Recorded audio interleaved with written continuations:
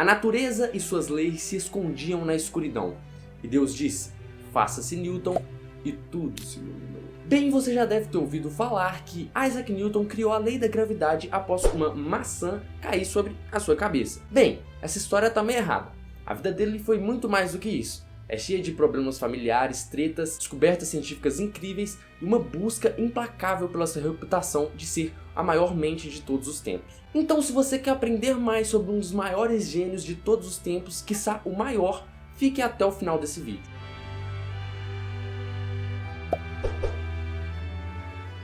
Newton vai muito além que aquelas 3 leis que você aprende na escola ou talvez da lei da gravidade. Ele desenvolveu várias coisas que usamos até hoje. Mas para conhecer melhor a história desse grande homem, devemos voltar no ano de 1643.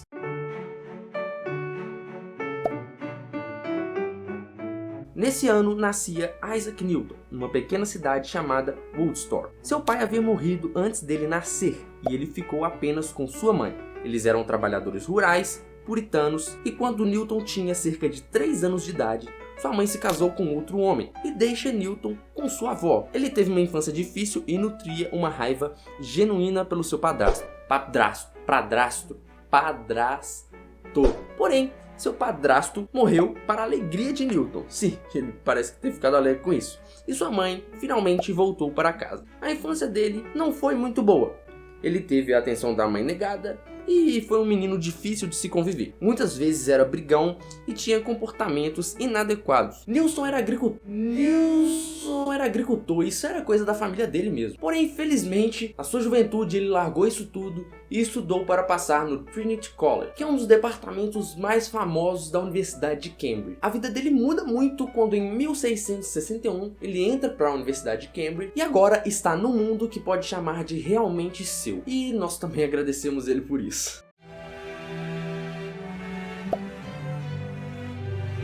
Porém, naquela época, Newton achava o sistema de ensino da universidade muito engessado. Alguns professores avaliaram que Newton não tinha conhecimento suficiente no que eles estavam ensinando. Mas isso não era verdade, já que Newton era autodidata. Ele estudava coisas muito além do que a universidade dava para ele, como por exemplo a geometria de René Descartes. A formatura mais expressiva da história da Universidade de Cambridge acabou passando despercebida, pois ele se formou em 1665 sem nenhuma honra ou distinção. Depois disso, naquela época, a universidade ficou fechada por causa de uma praga, um surto de peste bubônica que foi dos anos de 1665 a 1666 e que matou muita gente na Inglaterra. Só em Londres, cerca de 20% da população morreu, para vocês terem uma ideia. Então ele voltou para casa e ficou trancado desenvolvendo seus insights revolucionários, como as bases para o cálculo, a ótica, a gravitação universal. Esse foi provavelmente o período mais produtivo de sua vida. Em 1667, a universidade reabre e ele finalmente vira um membro da Trinity College e termina aí o seu master, o seu mestrado. Em 1969, ele vira professor de matemática e acaba calando a boca daqueles que falavam que ele não sabia matemática. Foi dando aulas na universidade que ele juntou seus conhecimentos sobre a ótica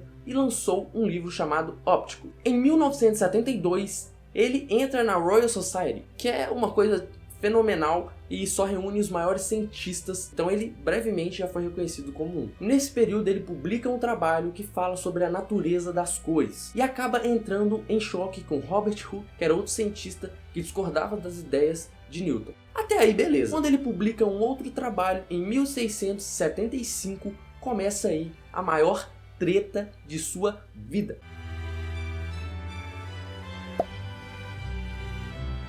Esse Robert Hooke que eu falei antigamente, que é também um dos homens mais brilhantes de todos os tempos, acusa Newton de ter copiado o seu trabalho, acusou ele de plágio. Sim, e não é a primeira vez que Newton vai ser acusado disso. E Newton ficou extremamente puto com isso, acabou xingando Hooke, eles ficavam trocando cartas, muitas vezes xingando, ou muitas vezes até cordiais, muitas vezes também discutindo questões sobre ciência. E depois desse período, Newton se isolou da comunidade científica e ficou em casa. Como ele já tinha muitos problemas comportamentais, as coisas pioraram quando em 1678 a sua querida mãe morreu.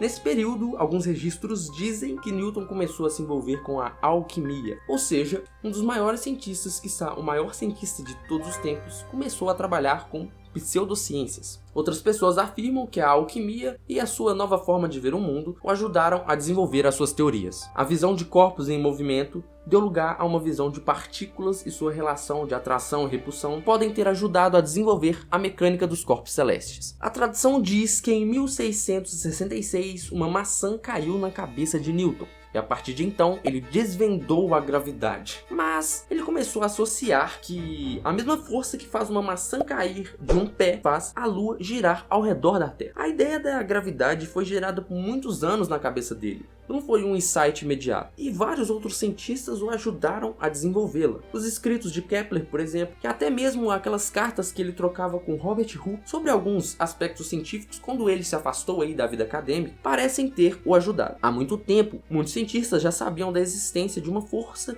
que se perdia com o quadrado da distância. Hooke, ironicamente, parece ter tido grande contribuição nisso, mas sem tirar muitas conclusões concretas. Até que na década de 1680, Newton parece ter tirado a sua conclusão. Em 1984, ele publica um trabalho chamado De Moto, onde relaciona as leis de Kepler e o movimento dos planetas com cálculos matemáticos precisos. Em 1987, ele publica o maior livro científico de todos os tempos, Mathematical Principles of Natural Philosophy, que levou mais de 2 anos para ser escrito e acumula cerca de 20 anos de estudos profundos de Newton. Nesse livro, ele propõe suas principais descobertas científicas e transforma o universo em matemática. Muito da sua reputação se deve a este livro. Aquele Robert Hooke, sabe, que já tinha acusado Newton de plágio, depois do lançamento desse livro magnífico de Newton, continuou acusando ele de ter copiado as suas ideias das cartas que ele mandava para Newton quando Newton estava afastado aí da universidade. E aqui tudo indica, Hooke parece ter ajudado bastante sim as ideias de Newton, mas como foi Newton que publicou e compilou todas as ideias e organizou tudo, ele ganhou muito mais crédito do que Hooke por isso. E essas acusações de Robert Hooke, que no momento ele era presidente da Royal Society, fizeram com que Newton ficasse meio estranho. E ele se afastou das reuniões da Royal Society até a morte de Robert Hooke em 1703. Depois de publicar o seu livro, ele ficou mais ligado a assuntos políticos e tentou meio que se desvencilhar dessas tretas. Nesse meio período, ele conheceu John Locke, um dos pais do pensamento liberal. Em 1689, Newton representou a Universidade de Cambridge no parlamento. Em 1693, ele parece ter tido um surto nervoso aí enquanto ele trabalhava aí no parlamento. E em 1693 ele foi trabalhar na Casa da Moeda. Nesse emprego ele ganhava um dinheiro muito bom. E como eu disse, depois que Hooke morreu, em 1703, o cientista que substituiu sua posição de presidente da Royal Society foi Isaac Newton.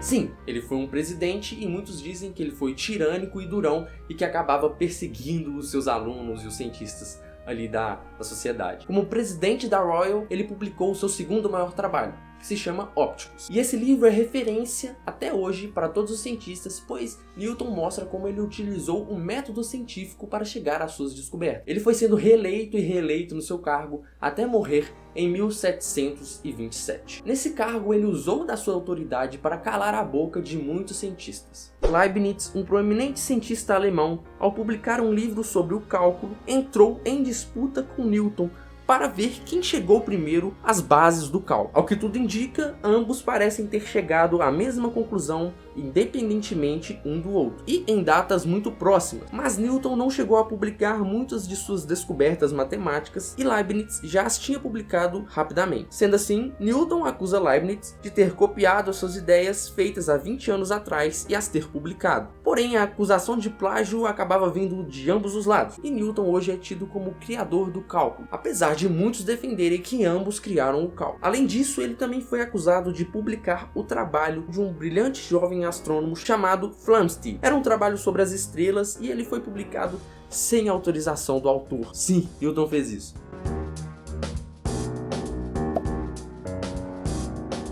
Como um dos maiores cientistas de todos os tempos, a Newton estão ligadas muitas descobertas, como o cálculo, junto com Leibniz, e o método binomial, por exemplo. E como a gravidade atua em tudo, em nós, nas maçãs, nos satélites, na força que o Sol faz sobre a Terra. Além disso, ele também fez uma descoberta impressionante, quando num quarto escuro com um prisma, ele decompôs a luz e tirou inúmeras conclusões sobre a natureza da luz. Newton concluiu que a luz branca é uma mistura heterogênea de raios diretamente refrangíveis. Ele também propôs aquelas leis do movimento que você aprendeu na escola, como por exemplo a lei da inércia, ação e reação, e que a força é definida como a massa vezes a aceleração. Enfim, a ciência era algo antes de Newton, e depois de Newton nós sabemos muito mais sobre o universo. Foi um degrau altíssimo que ele pulou. Nosso nível de conhecimento estava numa prateleira muito abaixo, e depois de Newton, apenas com suas descobertas e suas publicações e seus trabalhos, nós atingimos um conhecimento sobre o universo, sobre o movimento, sobre a física, sobre a matemática muito maior do que tivemos antes. Foi sim um homem à frente do seu tempo, e muito provavelmente, por ter se destacado tanto, ele é considerado uma das mentes mais geniais de toda a história, talvez o mais genial de toda a história, apesar de alguns defenderem que Einstein ocupa esse patamar. Mas devemos lembrar que o quanto demoraríamos para atingir todo o conhecimento que apenas um homem compilou, vemos que Newton muito provavelmente é o homem mais genial de todos os tempos. Fala galera, eu espero que vocês tenham gostado desse vídeo, é um vídeo meio diferente, eu tô fazendo sobre biografias, mas é isso, eu espero que gostem, compartilhe esse vídeo com seus amigos, dá like e até a próxima.